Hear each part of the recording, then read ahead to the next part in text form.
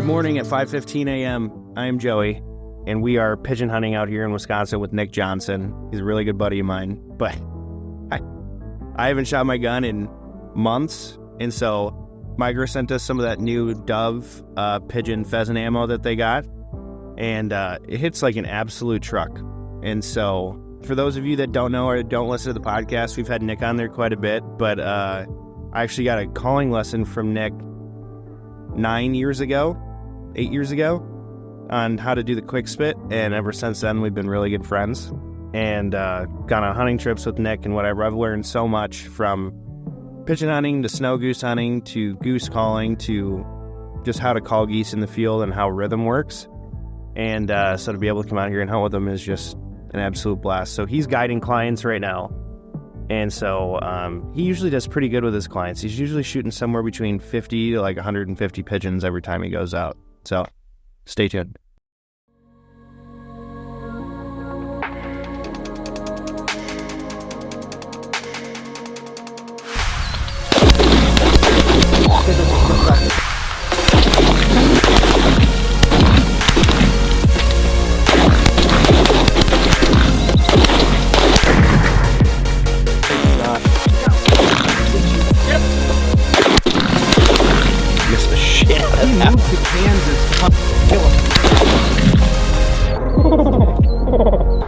Oh my god.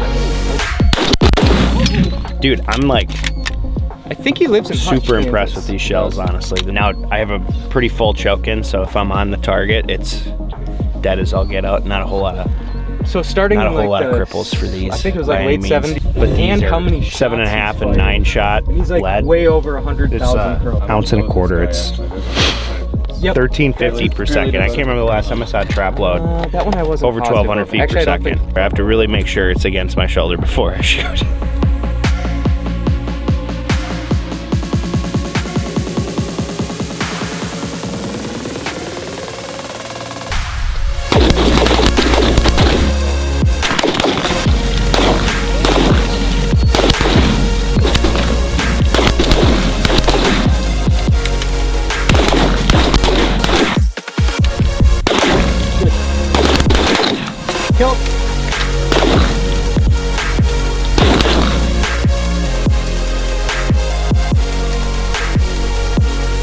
Hopefully we don't get too interrupted again, because every time I try to talk to you, more pigeons come, which is a really good problem to have. Exactly. But I'm honestly curious as to how you even got into starting pigeon hunting. I know you used to hunt with Phil Schmidt all the time. Yeah, you know what, the pigeon origin story is almost like so long ago. I think what happened really is we would go out on like combo duck and goose hunts, and we would just notice as the spinners were on, like pigeons would decoy. Like, huh. And then like you start scouting in August for like for early goose, right?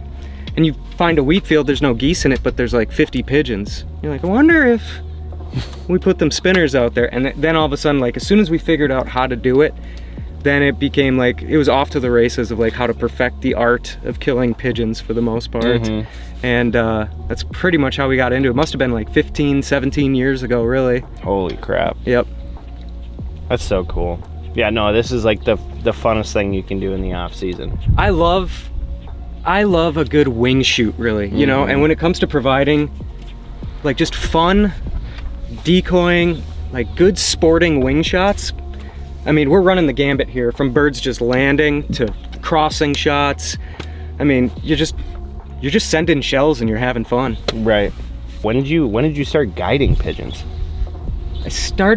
Phil Schmidt started guiding pigeons many years ago, just in August, and so when I found out there's really guys that were interested in it for the most part. Yeah. And there's a lot of people interested in coming on a guided pigeon hunt. I mean, we charge $125 a day, which which is not that much for a hunt. There's guys that fly to South America to do this. Yeah. So there's all these people that are also interested in just a good wing shoot. You can use magazine extensions, trap loads. Oh, here's two right there. Kill them.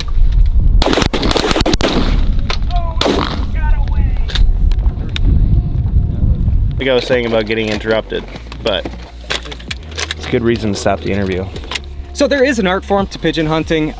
It's not just going exactly where you see it's not just going exactly where you see like 30 pigeons sitting there. Like, you actually do have to scout them and have a game plan. And that can make the difference between, you know, like knocking on silos and shooting 8 and, you know, going out on a good hunt to put down 50 to 100 birds. We're past halfway to 100. I bet you we're like 60 some. Right. Another thing I do too that we've learned over the years is we don't start harassing pigeons, or we don't start hunting pigeons until July. You really want that summer hatch to come out. The more young birds you have, the better they're going to decoy. And you don't want to stunt the growth of your summer birds by just, because there's no season. You can hunt them all year round. It's fun to hunt them all year round. But what you want to do is set yourself up for a good summer. Yeah. No, pretty much everything you said not to do, like silo bump, don't shoot them all year, wait till July. I've done the opposite of that. We all have. My entire life. But I'm also doing it to exterminate them for the farmers that give me permission to duck and goose hunt. And so there's like a little bit of a difference where I'm not guiding people out there and trying to kill 100 every time I go out. I'm just making the farmers happy, killing 8 to 20 every time I go. But the pigeon hunting definitely does get really good after about July. So this is so much fun, dude. Thanks for having me out, buddy. I appreciate it.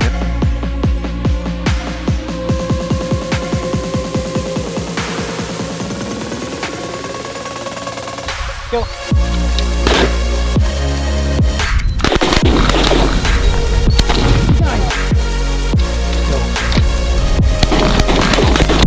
I was so bad.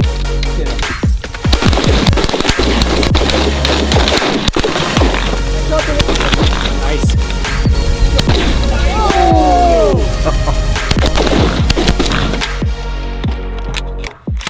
Ed asked me to come out and do a podcast. This was a while ago, and you said we're gonna do a segment on our favorite pump-up songs. Yeah.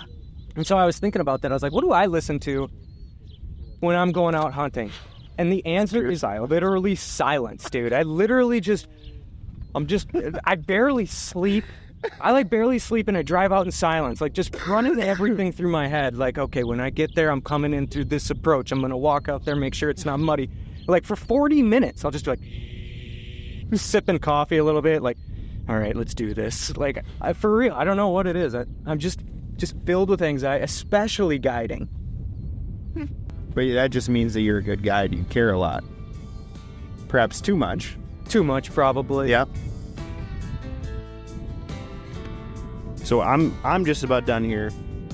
As you can see, it has just been absolute carnage this morning. Nick is the king of pigeon hunting. Him and Rustad. But I think we have like close to 100. There's obviously some scattered back in the pasture there and whatever, but all these birds are decoying to, I don't know, well, how far do you think that is? 15 yards?